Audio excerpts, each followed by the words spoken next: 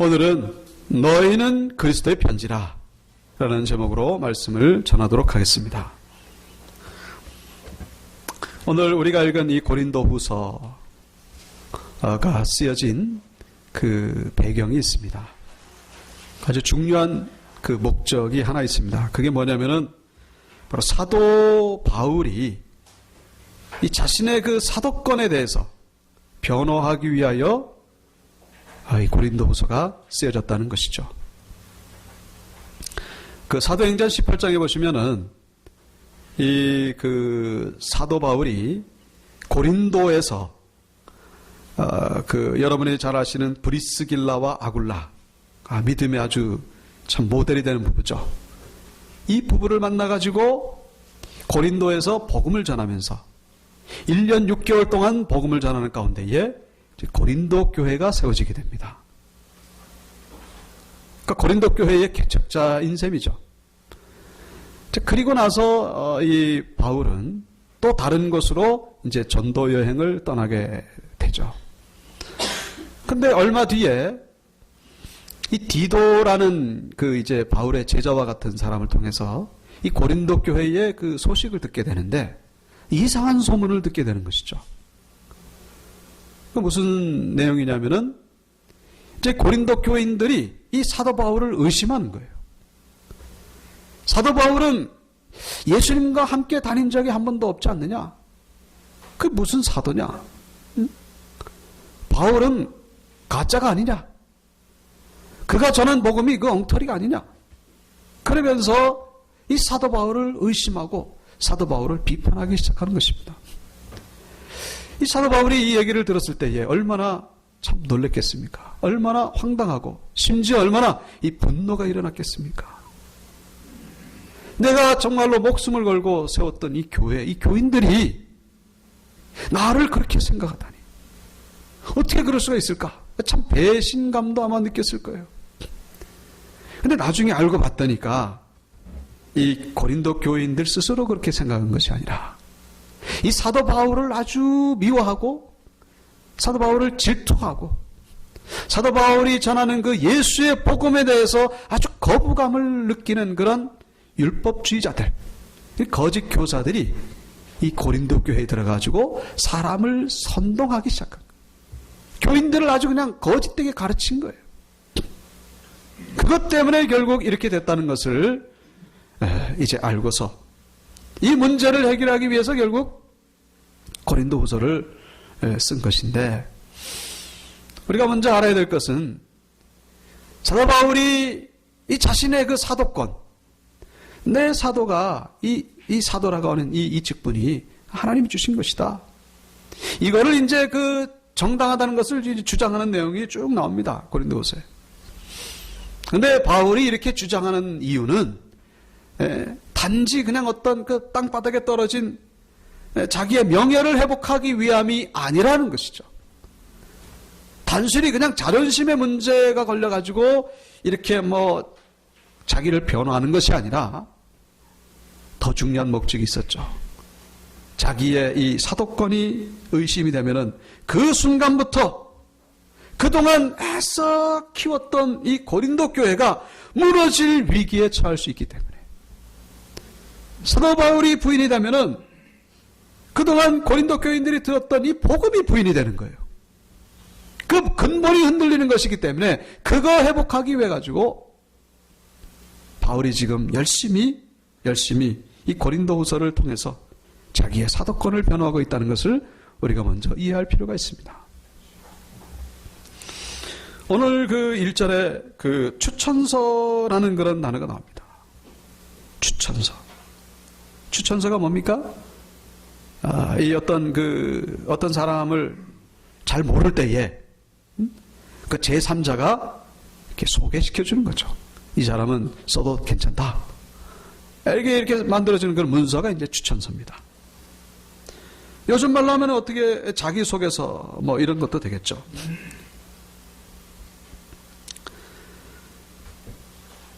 이 그 거짓 교사들이 바울을 비판하는 사람들이 아주 그냥 집요하게 물고 늘어진 부분이 바로 이 추천서에 대한 부분입니다. 그러니까 자기들은, 거짓 교사들, 이 사람들은 추천서가 있었던 것 같아요. 뭐 어떤 교회로부터, 어떤 누군가로부터 그 추천을 받아가지고 그걸 가지고 이제 고린도 교회에서 사역을 했는데, 사도 바울은 그게 없다는 것입니다. 그 추천서가 없으니까 근거 없는 사람이다. 근거 없는 그 메시지다. 그러니까 엉터리다. 이렇게 비판을 하고 있는 것이죠. 물론 이것은 정말로 이 사도 바울을 넘어뜨리기 위한 꼬투리에 불과하다는 것을 우리가 나중에 알게 됩니다. 자, 그랬을 때 이 바울이 뭐라고 대답을 합니까? 1절에 우리가 다시 자천하기를 시작해야 되겠느냐? 우리가 어찌 어떤 사람처럼, 어떤 사람이라고 하는 건 거짓 교사들이죠. 추천서를 너희에게 붙이거나 혹은 너희에게 받거나 할 필요가 있느냐? 무슨 얘기입니까? 한마디로는 추천서 안 쓰겠다는 겁니다. 추천서 만들지 않겠다는 거예요. 그 이유가 뭐냐면, 뭐겠습니까? 이유가. 상식적으로 생각해 볼 때에, 바울이 자기가 세운 교회에 지금 추천서를 쓴다는 것, 이거는 마치 뭐와 같습니까? 요즘으로 말하면은, 이건희 씨가 어느 날 갑자기 졸업증명서하고 자기 이력서를 가지고 삼성 그 인사과에 가가지고 나 좀 취직시켜달라고. 만약에 그런다면은 우리가 뭐라고 생각하겠습니까? 물론 이건희 씨가 세운 게 아니라 그 아버님이 세운 거지만은 그래도 지금 그분의 소유 아닙니까? 그와 다를 바가 없다는 거예요. 이건 상식적으로 이해가 되지 않는 행동이기 때문에 자기가 세운 교회에 자기가 추천한다는 것, 이 말이 되겠느냐? 그보다 더 중요한 이유가 있죠. 그 뭐냐면은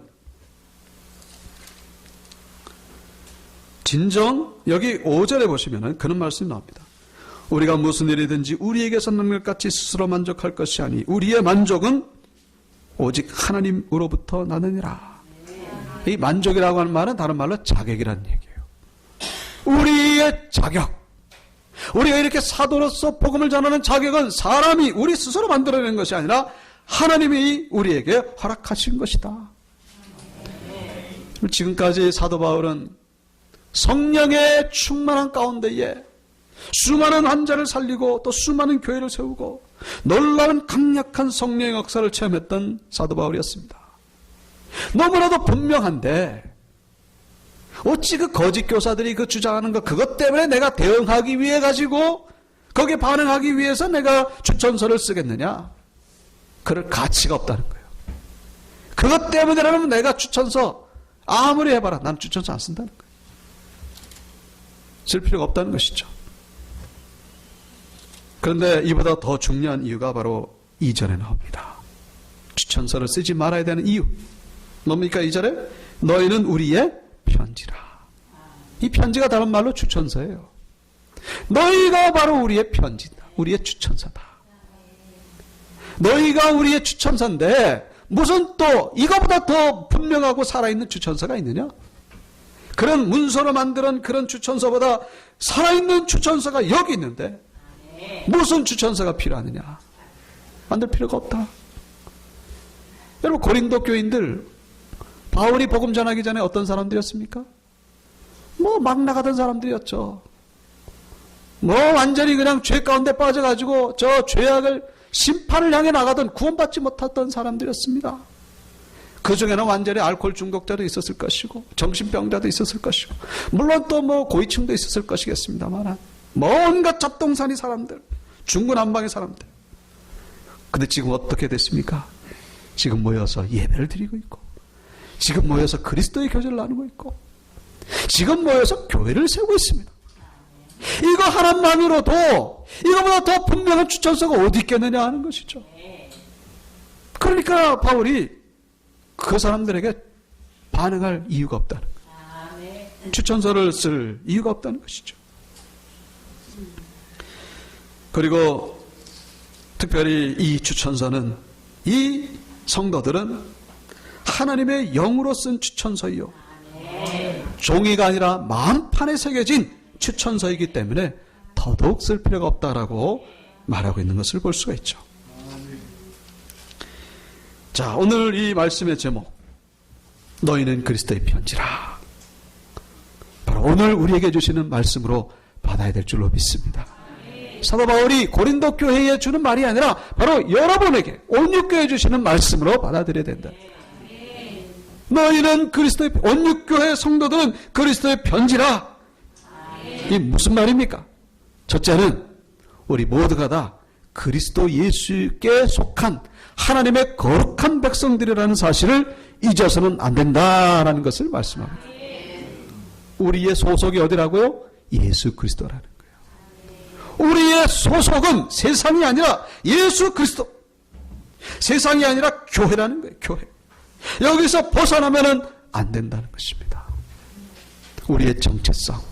우리가 누구냐? 왔다 갔다 하지 말라는 거예요. 이것도 저것도 아닌 모습이 되면 안 된다는 거예요. 분명히 우리는 여기에 속해 있어야 된다는 것입니다. 이 당시 고린도는요, 타락의 대명사라고 불릴 만큼 아주 난잡한 도시였습니다. 그래서 이 고린도라고 하는 그 원래 단어는 그렇지 않지만은 이게 시간이 지나면서 점점 고린도 그러면은 어떤 의미가 되냐면은 이 고린디아조마이, 이 헬라어에 있습니다. 이 단어의 뜻이 뭐냐면 부도덕을 훈련하다 혹은 가늠하다라는 그런 뜻이 있어요. 고린디아조마이, 이 고린도에서 나온 단어죠. 그리고 영어에 코린티안 걸 그러면 창녀라는 뜻이 있어요. 도대체 얼마나 이 도시가 더러웠으면은 이 고린도 하면은 이건 그냥 그 성적으로 타락한 그런 대명사가 됐겠는가? 그 정도로 고린도는 타락한 도시였습니다. 우리가 소돔과 고모라가 타락했습니다만은 못지 않았다는 거예요. 소돔이라는 뜻도 영어 단어에 찾아보면은 동성연애의 뜻이 있잖아요. 그 정도로 소돔과 고모라도 그렇게 타락했습니다. 뭐 거기나 뭐 고린도나 소돔이나 한 가지였다는 것이죠. 요즘 우리가 그 미국의 라스베가스 누군가 거기 갔다 왔다 그러면 우리가 무슨 선입관을 가집니까? 저 사람 무슨 도박하다 왔나? 근데 사실은 그게 잘못된 생각입니다. 왜냐하면은 라스베가스에 진짜로 가면요, 이 유흥가는 어떤 한 부분에 지나지 않아요. 나머지는 전부 다 그냥 일반 도시입니다. 그냥 뭐 우리 석촌동, 우리 가락동 이런 것처럼 일반 사람들이 사는 도시예요. 우리 여기 이종구 지사님 잘 아시겠지만은 유흥가는 어떤 한 부분에 불과합니다. 그 라스베가스에 갔다 온 거는 뭐 그냥 볼일 보러 갔다 온 걸 수도 있고, 뭐 친구 만나러 갔다 올 수도 있고, 이 고린도 도시와는 차원이 다른 것입니다. 고린도는요, 고린도에 갔다 왔다 그러면은 이거는 백발백중 뭐예요? 거기 가서 그냥 죄 짓고 왔다. 이렇게 생각해도 틀림이 없을 정도로 고린도는 이렇게 타락했다는 거예요. 그런 도시에 가서 바울이 복음을 전했습니다. 그래서 구원을 받아가지고 교회가 세워졌습니다. 이 얼마나 이 소중한 영혼들이고 얼마나 소중한 구원이고 얼마나 귀한 교회이겠는가 하는 것이죠. 이건 이루 말할 수 없는 가치가 있는 교회입니다. 그렇게 정말로 소중하게 세워진 교회. 어떻게 세워진 교회인데 이게 지금 무너질 위기에 처했다는 거예요. 무너질 위기에. 거짓 교사들이 와가지고 바울이 전한 복음은 가짜다. 바울은 별 볼 일 없는 사람이다. 자, 그러면은 이 교인들이 어떤 마음이 들겠습니까? 그동안 받았던 은혜 이걸 쏟아지면요, 그때부터 무너지기 시작하는 거예요. 무너지면 어떻게 되겠습니까? 다시 옛날로 돌아가는 거예요. 옛날 고린도 사람들과 똑같이 되는 것입니다. 그 거짓 교사들이 무슨 능력이 있어서 무슨 은혜가 있어가지고 이 사람들을 붙잡겠습니까? 사도 바울이 성령이 충만한 사람인데 그 성령 충만한 사람을 부인하는 거는요, 그건 마귀에밖에 되지 않아요. 이 고린도 이 교인들이 다시 옛날로 돌아가는 것, 이거를 지금 바울이 위기감을 느끼고 그들에게 한 말이 뭡니까? 너희는 그리스도의 편지다. 너희는 그리스도의 편지다. 편지라고 하는 건 뭐예요? 글이 적혀있는 예수님의 말씀이 새겨진. 근데 그리스도의라고 하는 것은 소유라는 뜻이죠. 그리스도가 주인이 된 그런 하나님의 백성들이라는 것을 너희는 잊어서는 안 된다라고 지금 말씀하고 있는 것이죠. 특별히 여기 3절 후반절에 보면은 마음판에 쓴 것이라고 기록하고 있죠. 마음판. 그냥 예수님의 편지를 들고 있는 그런 정도가 아니라 예수님의 글자가 마음판에 새겨졌다는 것입니다. 마음판에 새겨진 그 정도의 예수님께 속한 자들이라는 것을 말하고 있는 것이죠. 이 말씀은 그 구약의 예레미야 31장에 나오는 말씀을 인용한 것입니다. 앞에 보시면은 이제 여호와의 말씀이니라. 보라 날이 이르리니 내가 이스라엘 집과 유다 집에 새 언약을 맺으리라. 새 언약을 맺으리라. 이 언약은 내가 그들의 조상들의 손을 잡고 애굽 땅에서 인도하여 내던 날에 맺은 것과 같이 아니할 것은 내가 그들의 남편이 되었어도 그들이 내 언약을 깨뜨렸음이라. 여호와의 말씀이니라.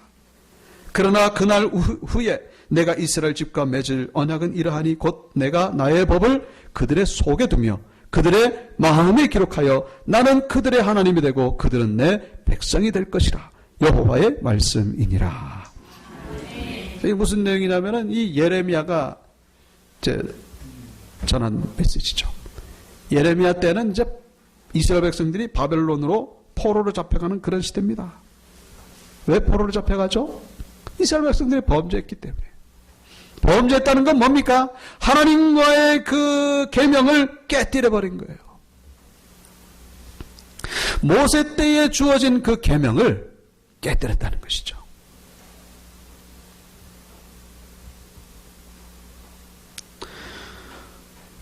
근데 하나님께서 뭐라고 말씀하십니까? 이제 다시는 그런 그 돌판에 새긴 그런 계명이 아니라 이제는 내 계명을 어디에다 새긴다고? 그들의 마음에 기록할 것이다. 그때는 언제입니까? 바로 신약의 시대. 성령이 오시면 우리 마음판에 이 하나님의 계명이 새겨져 가지고는 이제는 더 이상 깨뜨리지 않을 수 있는, 더 이상 잊어버리지 않을 수 있는 그런 상태로 하나님이 만드실 것이라는 그런 의지가 엿보이는 그런 구절이라고 말할 수 있습니다. 여러분 그 십계명 영화를 보신 분이 기억하시겠지만은 그 모세가 돌판을 들고 올라갔더니 하나님이 거기다가 직접 새기잖아요. 직접 거기다가 십계명을 새깁니다. 그 하나님의 글이 기록된 그 돌판, 그게 어디에 기록됩니까? 그게 어디에 보관되죠?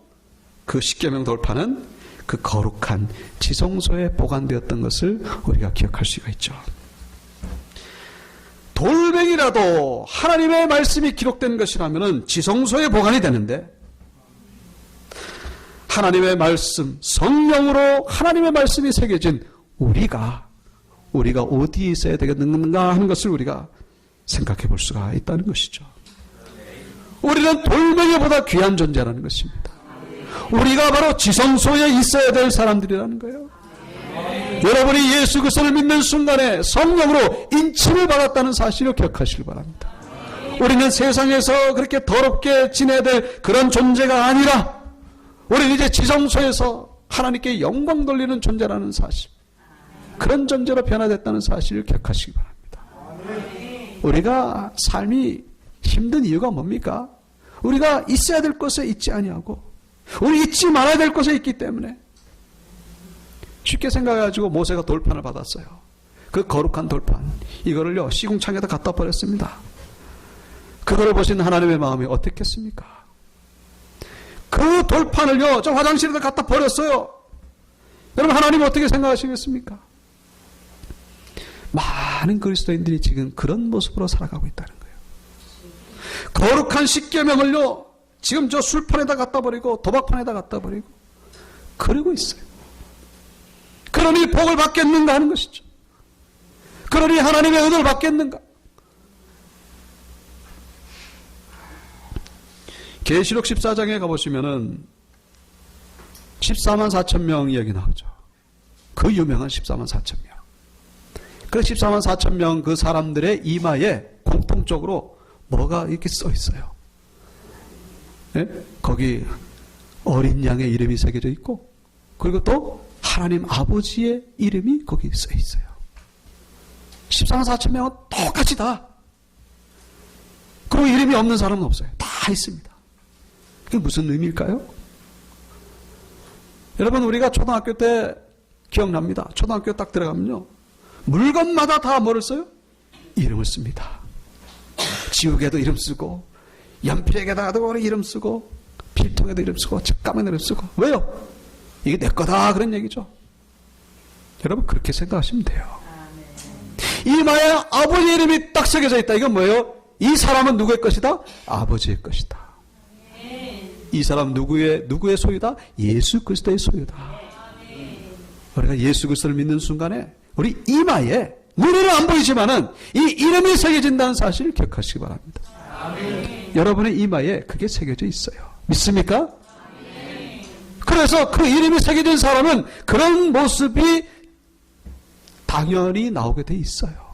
아버지의 소유가 된 모습, 거룩한 자의 소유가 된 모습. 근데 우리의 삶 가운데에 그런 모습이 없다면요, 정말로 그 이마에 이름이 새겨져 있는지 의심해 봐야 된다는 거예요. 그 삶이 지금 타락의 일로, 예수를 믿으면서도 지금 엉뚱한 곳에 가 있다면은, 엉뚱한 삶을 살고 있다면은, 여러분, 그 사람이 정말 하나님의 소유인지, 그 이마에 이름이 새겨져 있는지 의심해 봐야 된다는 것입니다. 오늘 사도 바울이 너희는 그리스도의 편지라, 너희의 심령 안에 예수 그리스도의 글자가 새겨져 있다. 너희는 다시는 옛날로 돌아가면 안 된다. 옛날로 돌아가는 그 순간부터 어떻게 되는 거예요? 그때부터 행복 끝 불행 시작이라는 거예요. 이거 농담을 하는 얘기가 아니라 우리의 삶이 힘든 이유가 바로 그거예요. 소속의 문제.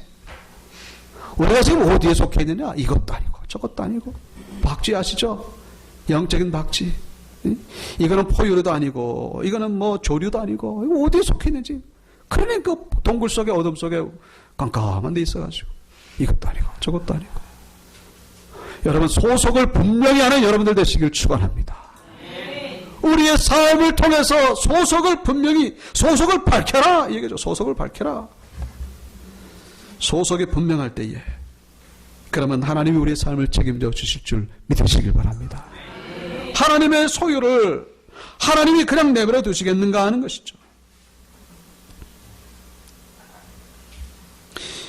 그래서 오늘 이 너희는 그리스도의 편지라, 이 말은 뭐 같은 의미입니다만은 두 번째 의미는 바로 우리는 그런 삶으로 살아야 된다는 것을 말씀하고 있습니다. 그리스도의 편지답게. 이 편지는요, 편지를 보낸 사람의 마음이 담겨져 있어요. 그 편지 속에 이 뭐 완전히 그냥 욕설이 있고 상소리가 있고 그런 게 보이면은 이 편지를 쓴 사람이 고상한 사람입니까? 아니면은 질적으로 낮은 사람입니까? 당연히 후자죠. 그 편지 내용을 보면은 그 사람의 인격이 보이는 거예요. 절대적으로 고상한 사람이 그런 글을 쓸 리가 없는 거예요. 우리의 삶이 바로 편지와 같다는 거예요. 우리의 삶을 통해서 우리의 소속이 어디인지를 알려준다는 거예요. 우리의 하는 말이 그냥 온통 세상적이고, 우리의 생각하는 것이 더 중요한 우리의 마음속에 이 분노가 있고 미움이 있고 아직까지도 원망이 있고 불평이 있고 다툼이 있다면요, 그 사람 지금 누구의 편지인지 의심해 봐야 된다는 거예요. 그건 그리스도의 편지가 아니에요. 그건 그리스도께 속한 사람이 아닙니다. 그건 아마 아직은 세상에 속한, 아직은 그리스도가 아니라 저 마귀에게 속한 자인지 우리가 의심해 봐야 된다는 것이죠. 소속이 의심되는 사람들, 여러분, 우리 온유교회는 한 사람도 없게 되기를 축원합니다. 우린 그리스도의 편지가 돼야 돼요. 그리스도의 편지는 뭐예요? 그리스도의, 그 사람을 보면은 그리스도가 보여야 된다는 것입니다. 그 사람의 말 속에서 그리스도의 인격이 보이고, 그 사람의 삶을 통해서 그리스도의 성품이 보이고. 2장에 보시면은 14절에 그런 말씀이 나와요. 그리스도를 아는 냄새를 나타내시는 하나님께 감사하노라. 그리스도를 아는 냄새, 그리스도의 향기라 그러잖아요. 그리스도의 향기나 그리스도의 편지나 똑같은 말이에요. 그 사람을 보면은 그리스도의 향기가 나요. 살아있는 꽃과 죽어있는 꽃 어떻게 구분할 수 있죠? 겉으로 보면 똑같아요. 그때 나비를 날려보내면 되는 거예요. 나비는요 어디 가서 붙겠습니까? 향기가 있는 곳에 가서 붙는 거예요. 향기가 있을 때에 우리에게 사람들이 찾아오게 되는 것이고, 우리에게 생명이 있을 때에 비로소 우리는 하나님의 은혜를 경험하게 된다는 것입니다. 우리는 그리스도의 편지로 부름받았다는 사실을 잊어서는 안 된다는 거예요.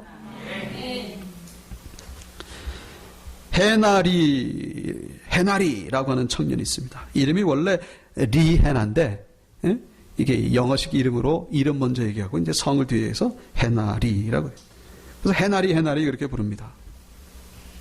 이 청년이 어릴 때부터 그 바이올린의 천부적인 재능이 발견돼 가지고 그래서 이제 초등학교 6학년 때 그 이민과 함께 뉴질랜드로 그 이제 유학을 가게 됐어요. 거기 가가지고 이제 바이올린을 이제 열심히 해가지고 뭐 아주 잘 나가는 그런 청년, 앞길이 아주 그 촉망이 되는. 그런데 이제 이 청년이 그 5대째 그 믿는 집안의 자녀입니다.